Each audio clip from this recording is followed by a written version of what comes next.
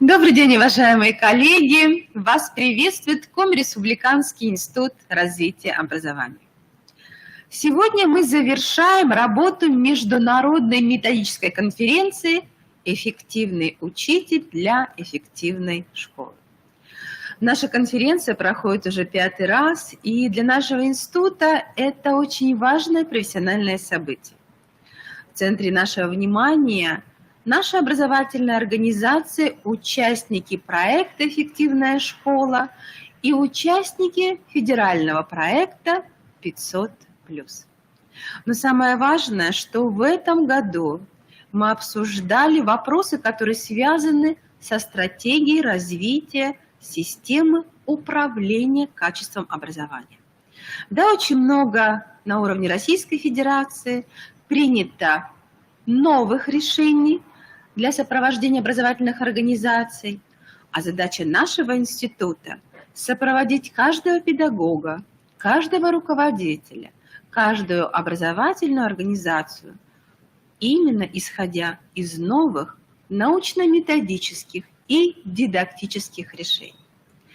Конечно, конференция собрала в этом году невероятное количество участников. Мы сегодня сделали срез, и мы рады вам сообщить, что общее количество участников за 3 дня составило 1135 человек. Мы очень рады.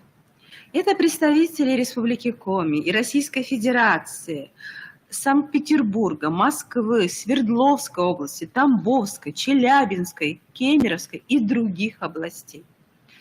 Конечно, мы благодарим всех наших спикеров, всех наших международных и российских партнеров.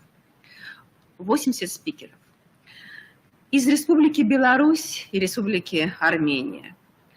Мы благодарны нашим федеральным экспертам. Это и Московскому педагогическому государственному университету, и Федеральному институту развития образования РАНХИКС.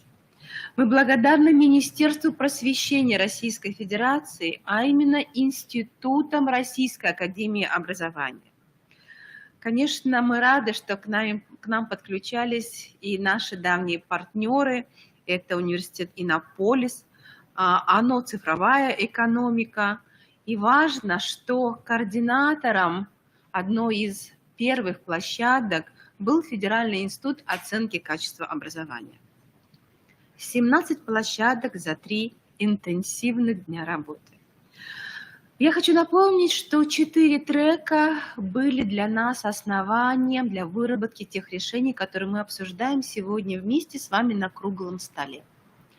Первый трек – это «Эффективный учитель. Новые возможности для непрерывного образования». Мы вместе обсуждали вопросы, которые связаны с профессиональным развитием педагогов, рассматривали кейсы по наставничеству, определяли, каким образом сегодня выстраивается системная работа по сопровождению педагогов на уровне всех субъектов образовательных отношений. Второй трек – это качество образования в современной школе, механизм повышения качества образования. И здесь в центре внимания была и функциональная грамотность, и вопросы объективности оценивания. Мы говорили о важности совершенствования всероссийских проверочных работ с точки зрения внедрения новых оценочных механизмов образовательных организаций и совершенствования, конечно, СОКа. Цифровые инструменты для преодоления рисков низкой адаптивности учебного процесса и многие другие вопросы. Третий трек – это образовательная инфраструктура эффективной школы. Форсайт-сессия «Рисковые профили школ» определила именно те инновационные подходы, которые характерны для нашего регионального контекста. И последний трек – механизмы достижения качества личностных результатов. Мы поднимали вопросы, связанные с внедрением программ воспитания. Каким образом сегодня воспитательное пространство влияет на формирование наших юных граждан. Вопросы, связанные с профориентацией, взаимодействие с темой дополнительного общего образования. Это все было в центре нашего внимания. Нам очень важно, что представляли опыт своей работы и школы-участники проекта 500+, и школы, которые являются лидерами в системе образования нашей республики. Но сегодня мы, завершая нашу конференцию, обсуждаем портрет эффективного учителя в контексте введения обновленных федеральных государственных образовательных стандартов. Какой же он сегодня современный педагог, педагог 21 века? Какие ресурсы у педагога определяются именно как мотивационные стимулы для совершенствования своей деятельности? Что значит непрерывное профессиональное развитие? Каким образом именно сегодня наш педагог включает те для себя механизмы, которые будут способствовать повышению качества образования? Итак, уважаемые коллеги, сегодня в этой студии наши модераторы, те, кто в течение всех 3 дней вел наши треки. Итак, 4 трека, 17 площадок. И я бы хотела предоставить слово Наталье Николаевне Русеевой, региональному координатору по Республике Коми. В центре внимания Натальи Николаевны вопросы, связанные с обновленными ВГОСами. И все-таки качество образования в современной школе. Какова роль учителя? На сегодняшний день мы понимаем, что учитель должен быть готов решать те задачи, которые ставит Российская Федерация. Задачи связаны с социальной грамотностью, задачи связаны с повышением качества образования, объективностью оценивания. Что же мы сегодня в рамках наших площадок принимаем как основание для рекомендаций в адрес педагога? Пожалуйста. Спасибо, Галина Владимировна. Уважаемые коллеги, вчера работы площадок, нескольких треков у нас были посвящены как раз-таки качеству образования. И в рамках этих мероприятий мы с вами обсуждали, что же такое качество образования и, собственно, каковы основные направления деятельности эффективного учителя в контексте введения обновленных ГОС и в контексте совершенствования той внутренней системы оценки качества, которая в настоящий момент сложилась в образовательных организациях. Я напоминаю, что качество образования – это комплексная характеристика образовательной деятельности и подготовки обучающихся, которая, собственно, это новое понятие в нашем с вами законе об образовании. Данная характеристика, она выражает степень соответствия подготовки обучающихся федеральным государственным образовательным стандартам. Кроме того, я напоминаю, что в соответствии со статьей 28 Федерального закона об образовании, коллеги, у нас там есть с вами пункты 6 и 7 статьи 28, где говорится о том, что как раз-таки качественная подготовка обучающихся – это и одно из требований к реализации образовательных программ для образовательных организаций. И, конечно же, это и колоссальная ответственность образовательной организации за качество образования, которое мы сегодня даем нашим детям. В этой связи в рамках работы нам удалось выявить 6 основных направлений развития оценки качества, которые в настоящий момент очень актуальны. Это, конечно же, обновленный ВГОС и те требования к образовательным результатам, которые сегодня у нас регламентированы законодательством. Это, конечно же, необходимость оптимизации оценочных процедур и приведения их в соответствие сложившимся тенденциям и обновленных ВГОС, и функциональной грамотности. Я напоминаю, что и мы вчера, и фактически все 3 дня говорили о том, что функциональная грамотность – это неотъемлемая часть нашей системы образования и федеральных государственных образовательных стандартов.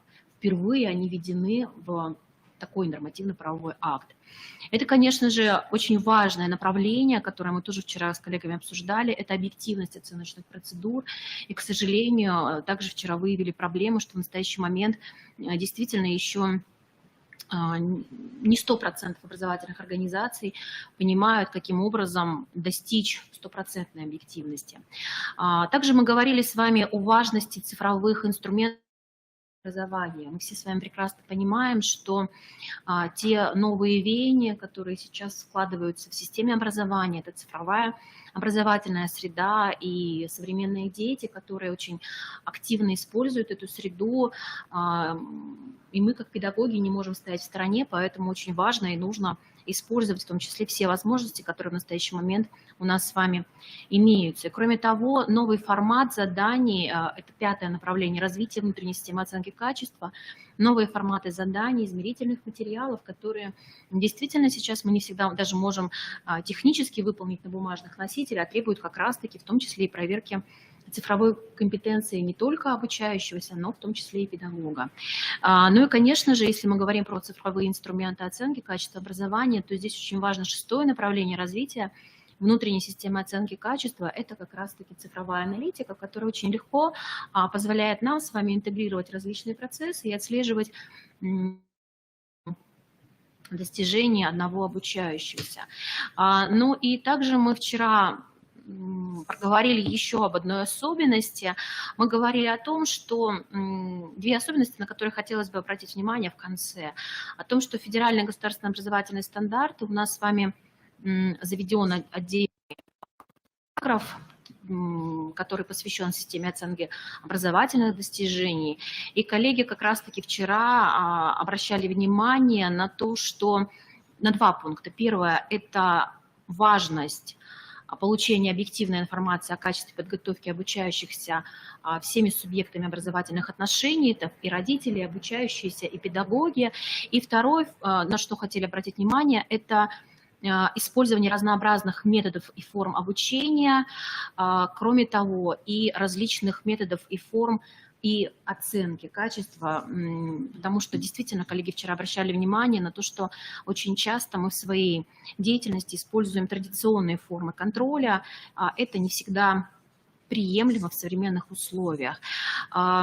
Я благодарю всех, кто принял участие в работе нашей конференции. Было очень приятно услышать опыт коллег. К сожалению, не все 20 муниципалитетов представили опыт, поэтому мы надеемся, что в дальнейшем в других конференциях коллеги представят свой опыт, потому что хотелось бы услышать всю республику и услышать всех коллег.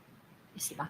Спасибо, Наталья Николаевна. Очень важные решения приняты в рамках трека, который вы сопровождали.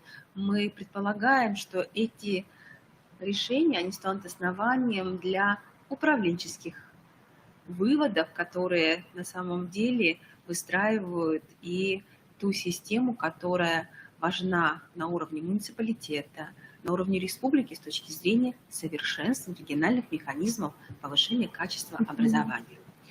Уважаемые коллеги, один из интереснейших треков был посвящен тем изменениям, которые произошли в инфраструктуре образовательных организаций благодаря национальному проекту образования. Ирина Дмитриевна Новикова, региональный координатор сопровождения субсидиарных сущностей Республики Коми. Мы с вами понимаем, что созданные точки роста, школьные кванториумы, IT-кубы, они являются ресурсом, они являются механизмом повышения качества образования.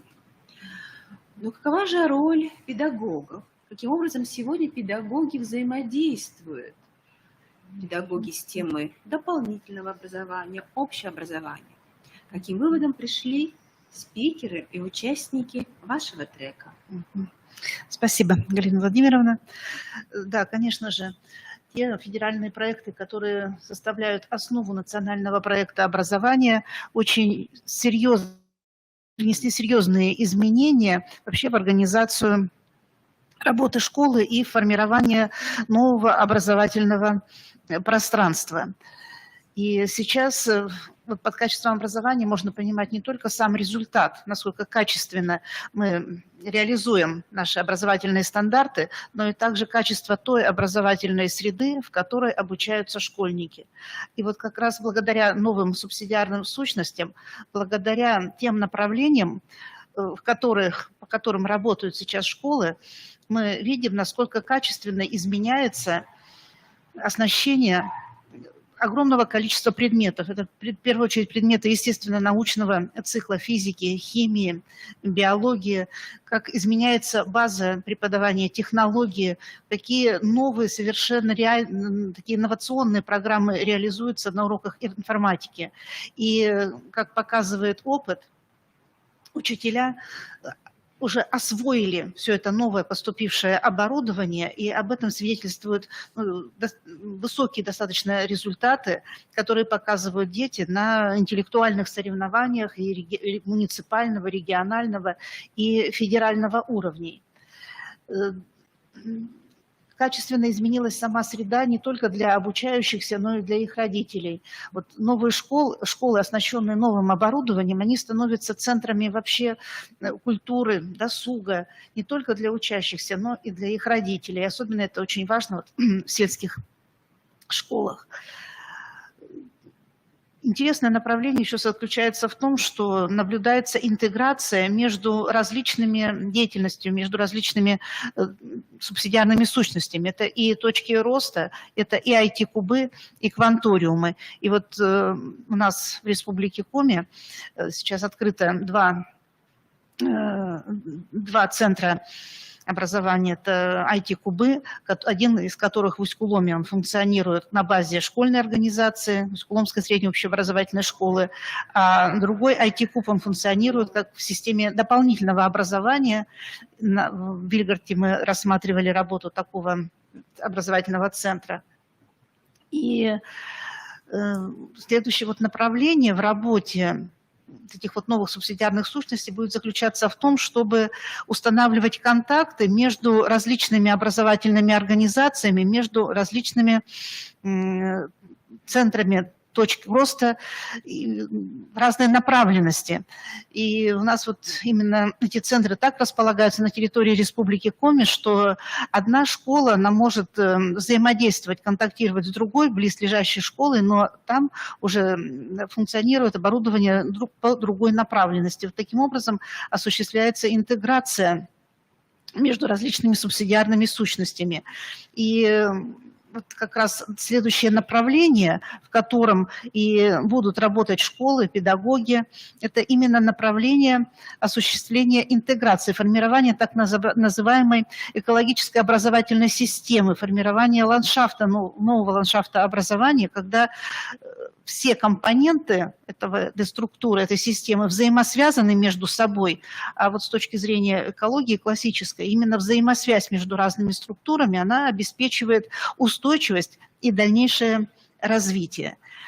И вот как раз следующее, дана такая вот нам установка на то, мы выработали такую установку, что именно на следующий вот учебный год мы как раз и будем разрабатывать вот поиск именно вот этих вот путей взаимодействия между различными субсидиарными сущностями в разных муниципалитетах вообще в республике. Спасибо. Спасибо, Ирина Дмитриевна. Очень важно, что мы говорим об экосистеме. И действительно, экосистема – это живой организм. И в этом живом организме мы осознаем, что в центре нашего внимания, конечно, наши дети, наши обучающиеся. Механизмы формирования личностных результатов обучающихся.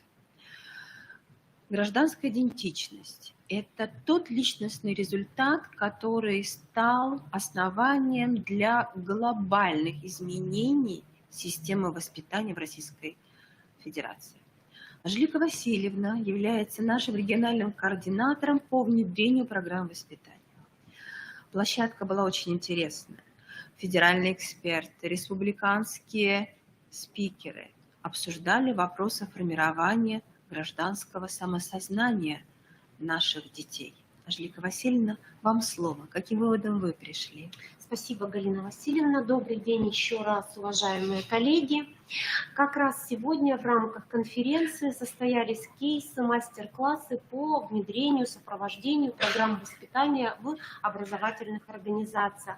Мы благодарим всех наших спикеров, которые приняли участие в данных мероприятиях. Это и Российская академия образования, это коллеги из Белоруссии, а именно Гродненский областной институт развития образования, гимназия города Дятлова, Ярославский государственный педагогический институт, Шануарская средняя школа Республики Армения, коллеги из Сыктывдинского района, Ухты, Воркуты, Сыктывкара, Усинска, Инты, Усть-Куломского района.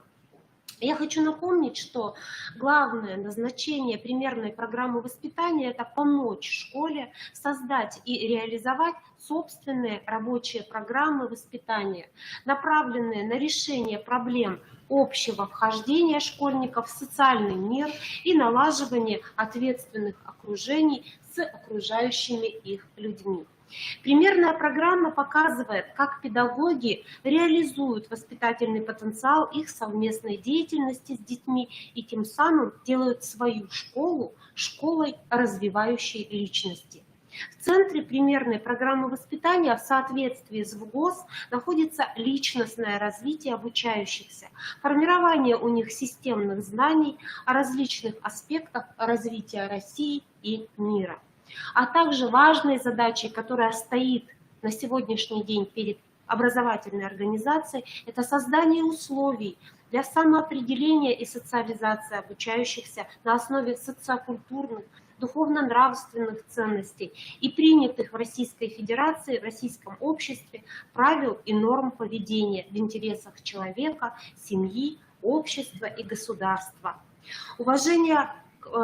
Формирование у обучающихся чувства патриотизма, гражданственности, уважения к памяти защитников Отечества и подвигам героев России, закону и правопорядку, человеку труда и старшему поколению, взаимного уважения, бережного отношения к культурному наследию и традициям многонационального народа Российской Федерации, природе и окружающей среде. Особое внимание уделено базовым ценностям российского общества. Но в первую очередь это человек, его права, свободы, обязанности, его жизнь и здоровье. Это семья, это брак как союз мужчины и женщины для создания семьи, защита института брака, это родители, любовь и уважение детьми своих родителей и, конечно, сами дети. Это народ, как этническая и национальная принадлежность, патриотизм народов России. Это российское государство, это наш государственный суверенитет, суверенитет Российской Федерации. Это наша территориальная целостность, недопустимость отчуждения территории российского государства. Сюда же относится и государственная символика России. Это природа, ответственность за сохранение природы перед будущими поколениями. И, конечно же, это человечество и мировое сообщество, равноправие и взаимное уважение народов, государств в мировом сообществе. И одним из главных целевых ориентиров, результатов воспитания является гражданско-патриотическое воспитание. Это воспитание знающего и любящего свою малую родину, свой край человека, имеющего представление о своей стране, родине, России, ее территории, расположении, сознающего принадлежность к своему народу, этнокультурную идентичность. При реализации данного направления, конечно же, надо помнить о важной роли общественных движений, таких как Российское движение школьников, Юнармия, волонтеры и добровольцы России, которые представляют огромную возможность школьникам и молодежи реализовать себя в различных направлениях и поучаствовать в различных мероприятиях. Также сегодня в рамках наших мероприятий мы затронули такие важные темы, как воспитательный потенциал урока, допрофессиональная педагогическая подготовка школьников, профориентация школьников, ну и также вовлечение родителей в школьные процессы. Конечно же, мы дальше продолжим данную работу, и уже буквально на следующей неделе состоится очередной семинар по реализации модуля «Социальное партнерство» в рамках реализации программы воспитания. Всех благодарю за участие в нашей конференции. Спасибо. Спасибо, Анжелика Васильевна. Очень интересные выводы вы представили в рамках работы вашего трека. Мы с ним понимаем, что именно педагог, классный руководитель, команда каждой организации – это именно тот образовательный субъект, который влияет и на сознание наших детей, и на сознание наших родителей. Поэтому, конечно, когда мы говорим о гражданском самосознании, нам необходимо принять очень важные решения по сопровождению педагогов, которые прежде всего должны быть гражданами нашей страны, нашей республики. И когда мы говорим о привитии любви к малой родине, мы, конечно, начинаем прежде всего с формирования этих чувств у наших педагогов. Нам очень важно, что в центре внимания конференции были участники проекта «Эффективная школа» и проекта 500+. Мария Анатольевна Гама является региональным координатором сопровождения школ, которые были участниками проекта на протяжении последних 5 лет. Мария Анатольевна является проректором нашего института. И у меня очень важный вопрос для вас, Мария Анатольевна. Каким же образом сегодня выстраивается работа по преодолению рисков неуспешности для школ в нашей республике? Какова роль института и как выстраивается взаимодействие с нашим педагогическим сообществом? Уважаемые коллеги, что должна делать школьная команда, получив свой рисковый профиль? Эффективная школьная команда, получив рисковый профиль, приступает к действиям. И первое из этих действий – это верификация риска на основе самоанализа ситуации, сложившейся в настоящий момент в школе. А второй шаг – это анализ своих сильных и слабых сторон и поиск ресурсов, которые помогут эти риски преодолеть. А третий шаг – это выбор тех рисков, которые, во-первых, с которыми школа может справиться, в первую очередь, с использованием своих собственных внутренних ресурсов и ресурсов партнеров. А с другой стороны, это риски, которые оказывают существенное влияние на возникновение других рисков. В 2022 году на первое место по значимости рисков в школах республики, участниках проекта 500+, вышел риск низкий уровень оснащения школы. 20 школ получили рисковый профиль с высокой степенью значимости данного риска. Но только 6 школ взяли этот риск в работу. На втором месте стоит риск несформированности внутришкольной системы повышения квалификации. У 19 школ в рисковом профиле он обозначен как высокий. Взяли в работу его 20 школ. На третьем месте риск пониженный уровень качества школьной образовательной и воспитательной среды. В 16 школах он как высокий обозначен, и взяли его в работу 12 школ. Четвертое место занимает риск недостаточной предметной и методической компетентности педагогов. У 12 школ он обозначен с высокой степенью, и взяли его в работу 12 школ. Коллеги, мы с вами видим, что школы-участники проекта выбрали именно те риски, которые в большей степени влияют на образовательные результаты обучающихся. И в рамках нашей конференции были предложены действенные механизмы работы школ по этим рискам. Конечно, особое место занимают мотивационные механизмы вовлечения в работу по проекту всех участников образовательного процесса. И в рамках конференции участники проекта 500+, предложили различные механизмы и инструменты повышения мотивации, в том числе это и цифровые технологии, это и проектно-исследовательская деятельность, это и использование ресурсов точки роста, формирующие оценивание, возможность организации внеурочной деятельности и дополнительного образования и другие. Конечно, в мотивации нуждаются педагоги. Школьным командам, принявшим участие в конференции, удалось найти необходимые механизмы вовлечения в проект своих педагогов. И эти механизмы коллеги представили в рамках наших площадок. Конечно, очень важно мотивировать и родителей. И такие средства, такие ресурсы тоже наши участники конференции нашли и представили в рамках работы наших площадок. Уважаемые коллеги, мы, конечно, понимаем, что все школы нуждаются в определенной методической поддержке. Институт оказывает адресную методическую поддержку для всех школ, участников проекта 500+. У нас работает консалтинговая группа. Каждый куратор имеет в своем, скажем так, курировании по несколько муниципалитетов, да, и, соответственно, по несколько образовательных организаций. Мы проводим для школ проекта различные методические мероприятия, в том числе семинары, вебинары, онлайн-консультации. И, конечно, вот наша международная методическая конференция «Эффективный учитель для эффективной школы» – то образовательное событие, в котором необходимо принять участие каждому участнику проекта 500+, будь то участник 2022 года или участник 2021 года. Потому что именно на данной конференции можно услышать опыт коллег, которые уже прошли через использование тех или иных инструментов преодоления рисков учебной неуспешности. И, конечно, это возможность познакомиться с практиками других регионов. Это возможность познакомиться с практиками зарубежных коллег.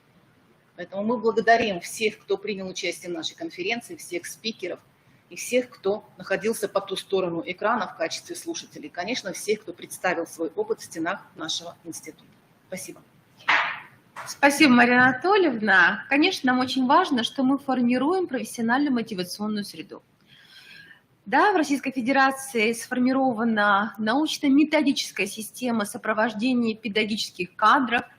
Мы видим изменения, которые происходят в каждом субъекте. Наша республика занимает лидирующую позицию в контексте тех задач, которые стоят перед системой сопровождения наших педагогов, управленцев.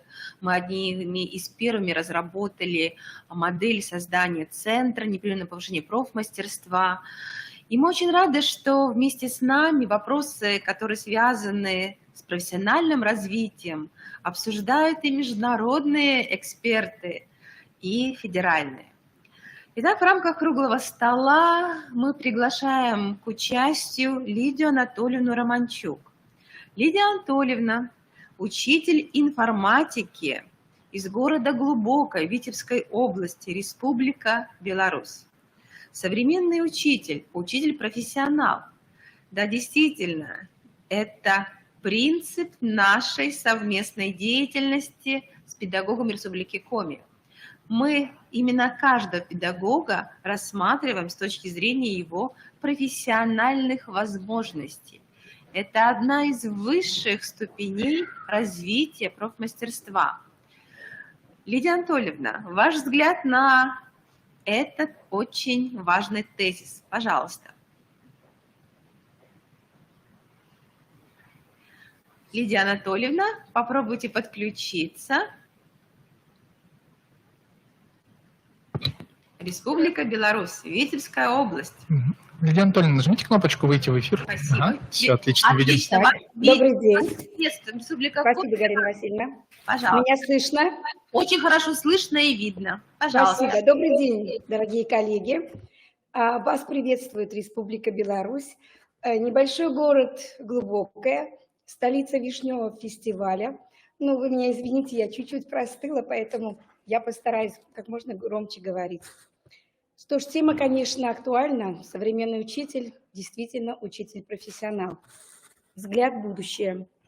Современный мир быстро меняется, и требования к человеку и его образованию меняются вместе с ним. Мобильные телефоны, компьютеры, ноутбуки и различная электронная техника прочно вошли в учебные заведения всего мира. Что ждет образование в будущем? Каким должен быть современный учитель?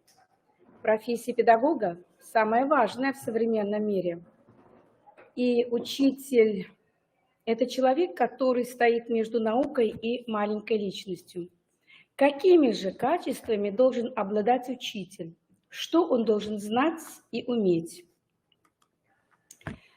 Все, отвечу я. Да, вы не ослышались. Учитель – это и воспитатель, и наставник. Он прививает любовь к знаниям, учит общаться с окружающим миром. Он способствует формированию ценностных ориентиров. Он направляет на трудном пути познания себя и мира. Нынешние школьники изучают историю, астрономию, литературу по роликам на YouTube, телеграм-каналах. И традиционных схем преподавания уже не хватает.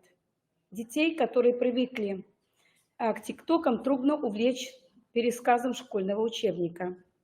И чтобы не растерять интерес учеников, учитель проявляет, конечно же, и изобретательность, использует различные электронные доски, показывает детям видеоролики, конечно же, и анимацию, ну и дает различные задания.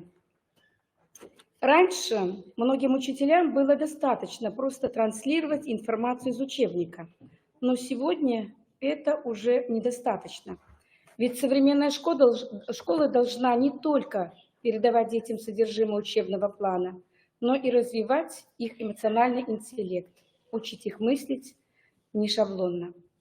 Научить детей креативности можно только на личном примере.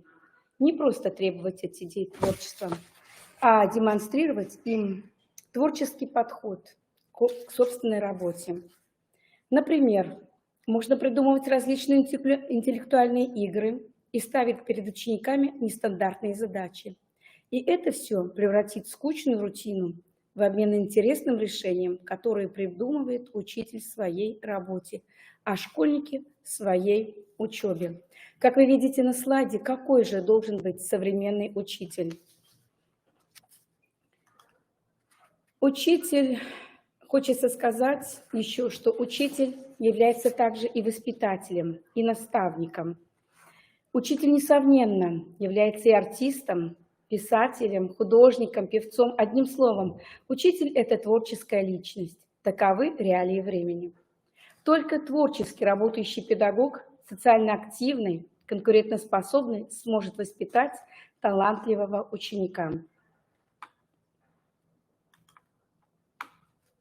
Конечно же, современный учитель является он инноватором. Педагог-новатор, он стремится реализовать возникшие у него идеи практически, выбирая для этого наиболее оригинальный способ, который подчеркивает собственную индивидуальность. Это человек, который шагает в ногу со временем, принимает современные достижения, ведь он всегда готов к использованию новых технологий, приемов, методов, форм работы. Он всегда готов сам учиться. Педагоги 21 века принимают участие в различных социальных форумах и вебинарах, различных онлайн-сообщениях, представляют свой накопленный опыт, который помогает в общении и в обмене опытом и информацией. Педагог-новатор характеризуется неутомимой любознательностью, умением мыслить системно и в то же время является, конечно же, генератором идей. Сейчас много говорят о компетентности учителя, о его профессионализме, индивидуальном стиле работы, об имидже учителя. Так что же такое профессионализм? Профессионализм – такая степень овладения психологической структурой профессиональной деятельности, которая соответствует существующим в обществе стандартным и объективным требованиям. Для приобретения профессионализма необходимы способности, желание, характер, готовность учиться и, конечно же, совершенствовать свое мастерство. Учитель является, конечно же, профессионалом. Его предметные знания неисчерпаемые. Педагог постоянно совершенствуется, ведь его педагогического потенциала зависит оценка качества образования. Ведь современный учитель – это учитель, который умеет увлечь своим предметом. Если вы видите, что учитель ведет урок без конспекта, с горящими глазами, приведя примеры аналогии жизни перед вами, действительно, это учитель-профессионал.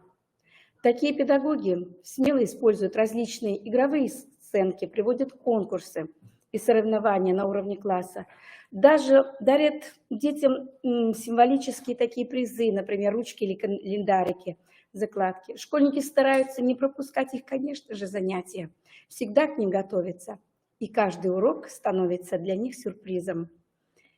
Понять, насколько учитель соответствует нашим ожиданиям, можно по одному признаку. Если каждый день ваш ребенок радостно бежит в школу, чтобы получить новые знания, вы сделали правильный выбор. Практика показывает, что школьники легче идут на контакт с учителем, когда видят в нем обычного живого человека со своими проблемами и сомнениями. Школьникам проще соотнести себя с таким учителем, и в этом случае они начинают к нему прислушиваться. На педагога возлагается задача воспитания будущих поколений. Иными словами, учитель – это строитель, который закладывает фундамент будущего. От него зависит не только уровень знаний ребенка, но и формирование его мировоззрения. Возможно, именно эта сторона работы является самой важной. И вы видите, что значит учитель-профессионал. То есть вы видите портрет современного учителя. Время идет, все меняется, и мы, учителя, должны соответствовать времени, в котором мы живем, и детям, которые воспитываем и обучаем. Макаренко справедливо отвечал, что ученики, которые простят своим учителям и строгость, и сухость, и даже придирчивость, не просто простят плохого знания дела. Нельзя стать профессионалом, если в совершенстве не овладеть своей специальностью. Так каким же должен быть учитель-профессионал? Ответ кроется в самом слове «учитель». То есть это уникальный, умный, успешный, универсальный, умеющий хорошо давать материал, честный, искренний, естественный, единомышленник, любящий детей, конечно же, любящий свою работу и очень мягкий, как мягкий знак, и само слово. Все дети на земле твои, не бойся душу им отдать, учи их одному, любви, и словно ласковая мать терпимо будь и будь добра. Дари улыбку и тепло, тогда в глазах ученика навек поселится добро. Спасибо.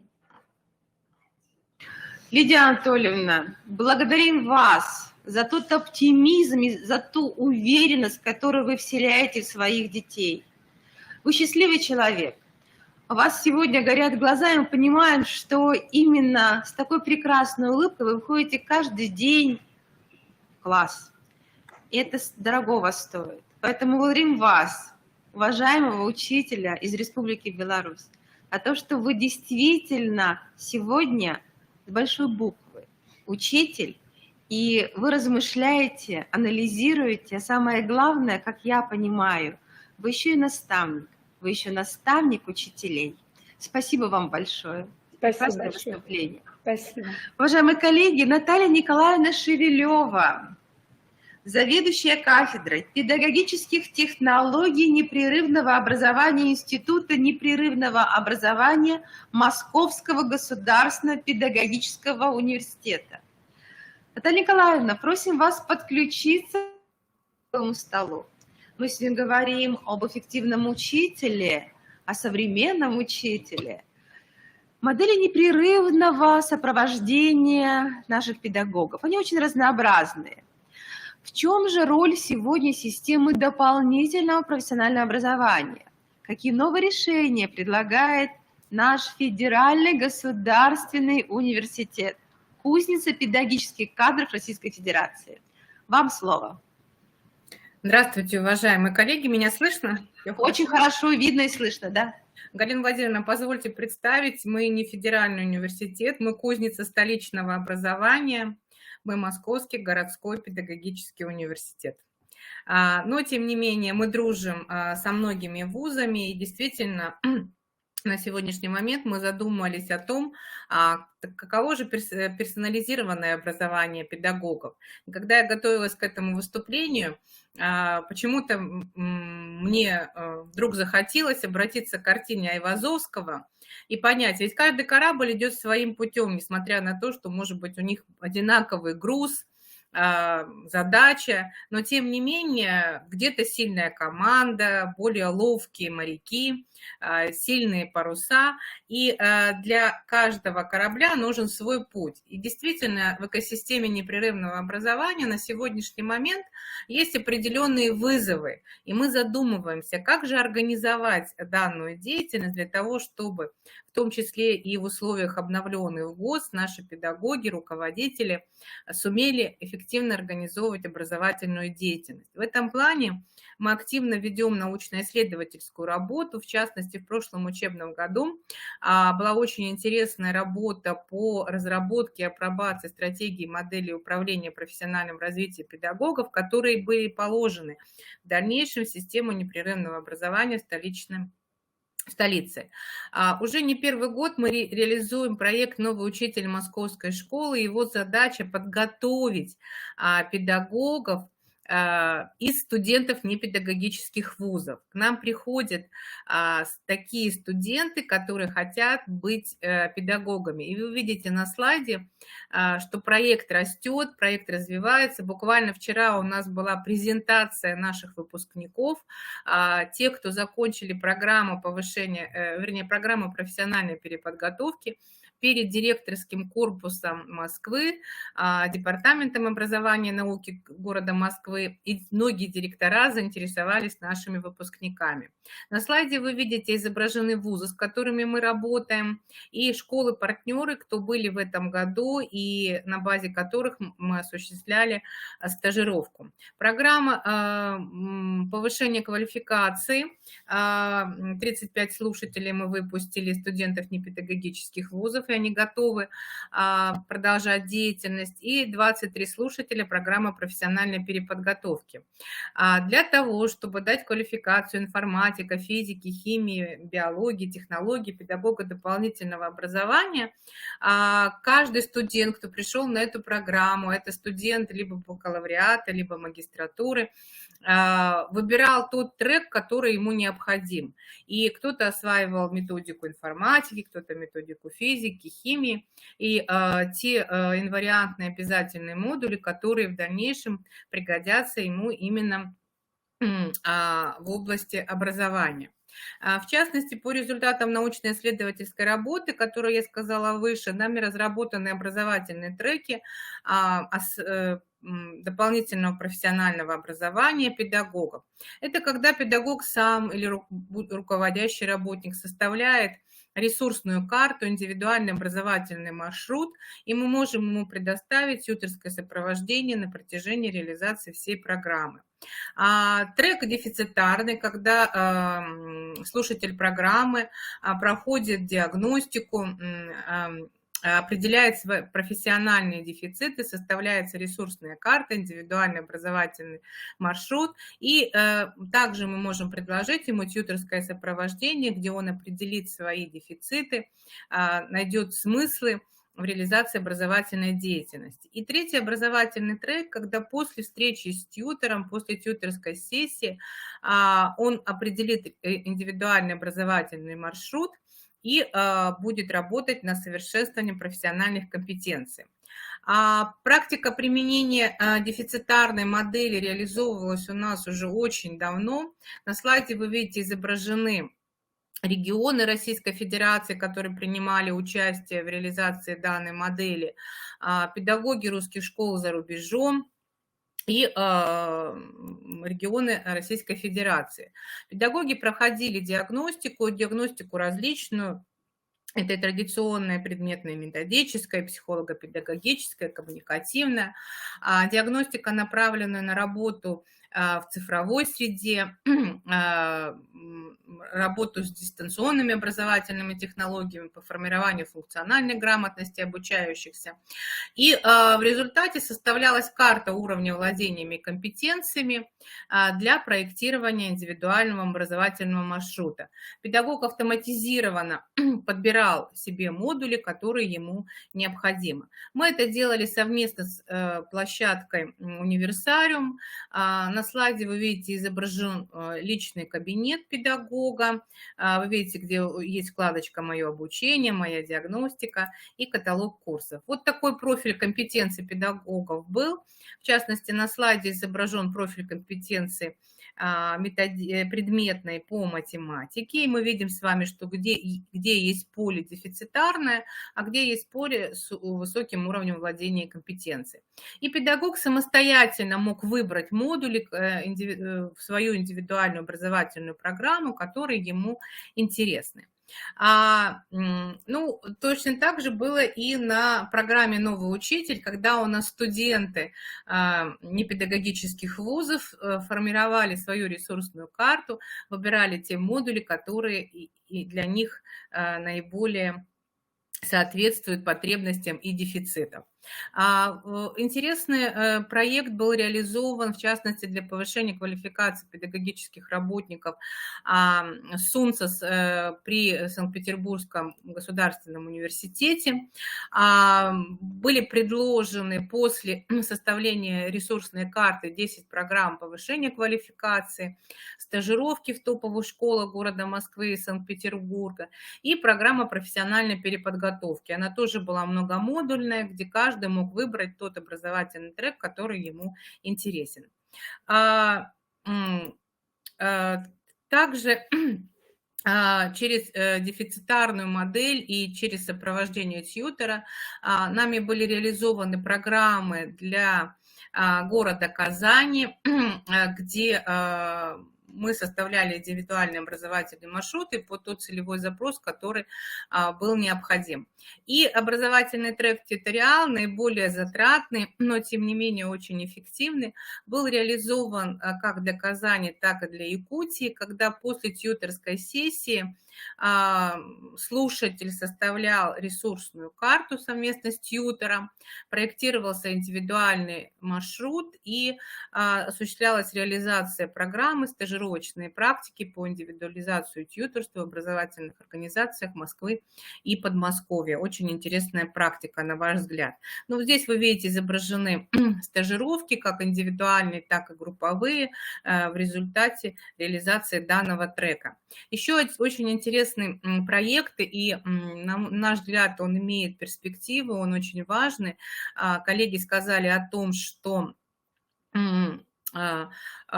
личностные результаты в обновленных ГОСах стоят на первом месте, и достичь высокого уровня личностных результатов без создания безопасного коммуникативного пространства, в том числе и для родителей, на наш взгляд, невозможно. Поэтому мы запустили проект «Родительский университет», назвали его «Растем вместе с ребенком», приглашаем к сотрудничеству и в этом проекте тоже, где мы предлагаем родителям различные активности, и мы говорим о том, что мы хотим сделать нашего ребенка счастливее. Здесь вот вы видите QR-код изображен, где по которому вы можете пройти или по ссылочке и узнать об этом проекте. Поэтому на сегодняшний момент Московский городской педагогический университет, мы отвечаем на те вызовы, которые дает нам современная реальность. Мы работаем с учетом запросов целевой аудитории, предоставляем возможности для самореализации каждого. На нашей уникальной площадке Hub, куда может прийти любой человек с интересной, актуальной социогуманитарной практикой, мы поможем найти ему целевую аудиторию, упаковать программу и в дальнейшем реализовать ее для того, чтобы и каждый обрел смыслы, чтобы и эффективно реализовать обновленные ВГОСы, и чтобы действительно наша отечественная школа была эффективной. Коллеги, мы открыты к сотрудничеству. Спасибо большое, что пригласили выступить на вашем замечательном образовательном событии. Спасибо, Наталья Николаевна. Нам очень важно, что Московский городской педагогический университет сегодня выступил в рамках нашего круглого стола. Решения, которые вы предлагаете, важны не только для Москвы. Игорь Михайлович Римаренко действительно выстраивает работу со всеми субъектами Российской Федерации. Я очень хорошо помню его еще 10 лет назад, когда он сопровождал систему педагогического образования, участвовал во всех программах по модернизации педобразования, и вклад именно Московского городского педуниверситета, он очень значителен. Потому что система непрерывного повышения профессионального мастерства, конечно, начинается с подготовки кадров, а далее мы говорим уже о совершенстве работы педагога. И то, что сегодня ваш университет включен в федеральное инновационное пространство, Игорь Михайлович является экспертом ФИП и возглавляет оргкомитет по ФИПам, конечно, это очень важно. Поэтому действительно все-таки федеральная кузница, нам это очень важно. Поэтому, Наталья Николаевна, благодарим вас за то влияние, которое оказывает университет именно на инновационное пространство. И то, что вы сегодня представили, это действительно то, что рассматривается регионами как интересные тренды, которые необходимо использовать в системе сопровождения педагогов Российской Федерации. Спасибо, Наталья Николаевна, что нашли возможность и сегодня выступали с нами. Спасибо, Наталья Николаевна. Уважаемые коллеги, в нашей республике создан Центр непрерывного повышения профессионального мастерства педагогов, руководителей. Играет очень важную роль именно с точки зрения формирования методического актива. Светлана Семеновна Мусанова, которая возглавляет наш центр, тоже расскажет о наших механизмах, о том, каким образом мы сегодня формируем мотивирующую среду на уровне республики, как выстраиваются наши взаимоотношения с педагогами из проекта 500+, и каким образом наш актив, наше республиканское метод объединения формирует именно активное мотивирующее пространство. Пожалуйста, Светлана Семеновна. Спасибо большое, Галина Владимировна. Действительно, с 1 апреля 2021 года как структурное подразделение Коми Республиканского института развития образования функционирует Центр непрерывного повышения профессионального мастерства и осуществляет 4 основных направления деятельности: организационно-методическое, информационное, аналитическое и консультационное. Реализуются данные направления благодаря сформированному пулу региональных методистов-тьюторов. Это опытные учителя-предметники, которые демонстрируют стабильно высокие результаты обучения, владеют технологиями обучения взрослых, способны содержательно сопровождать освоение своими коллегами дополнительных профессиональных программ. В настоящее время в список региональных методистов-тьюторов входит 45 наших педагогов Республики Коми. Основная цель создания методического актива – это оказание доступной адресной методической поддержки для педагогов и управленческих кадров всех муниципальных образований Республики Коми.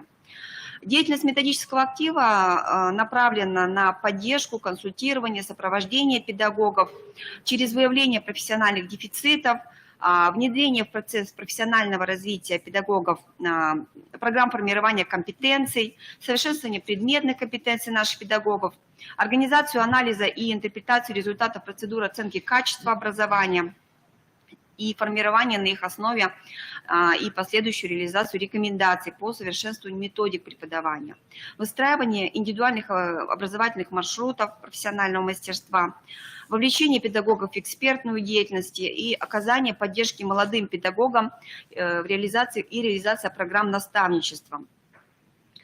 Также региональные методисты-тьюторы оказывают методическую помощь учителям с низкими результатами обучения.